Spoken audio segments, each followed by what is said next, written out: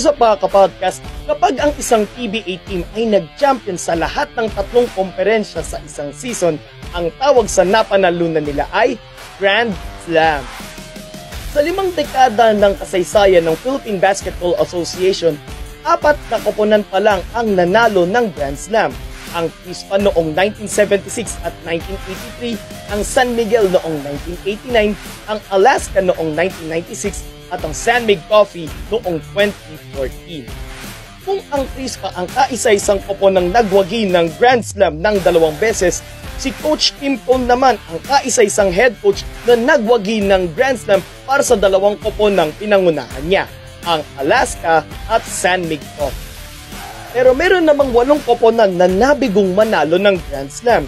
Hindi kasama riyan ang mga season na may 2 komperensya lamang na ginanap.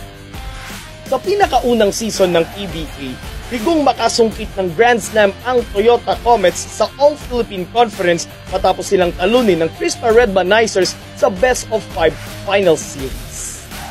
Ang San Miguel Beermen ang pinakahuling koponang nagtangkang magwagi ng Grand Slam. 2 beses silang sumubok na makamit ang mailap na Grand Slam.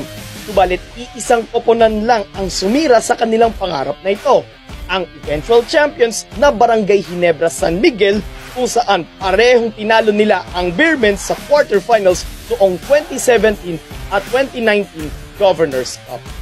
Ngayong araw magsisimula ang Best of 7 Final Series ng Season 49 Philippine Cup, kung saan maghaharap ang TNT Tropang 5G at ang San Miguel Beermen.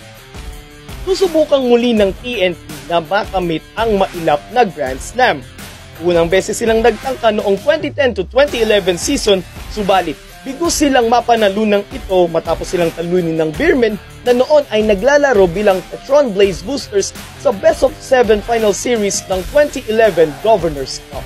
Sa tingin ninyo mga kapodcast, ito na ba ang tamang panahon para sa TNT na makamit ang mailap na Grand Slam? O haharangin kaya ito ng San Miguel na maraming beses nang nagwawagi sa Philippine Cup kapangunan ng kanilang head coach na si Leo Austria? I-comment nyo sa ibaba ng video ang inyong mga opinion at mag-subscribe at follow nyo na rin ang ating mga social media accounts.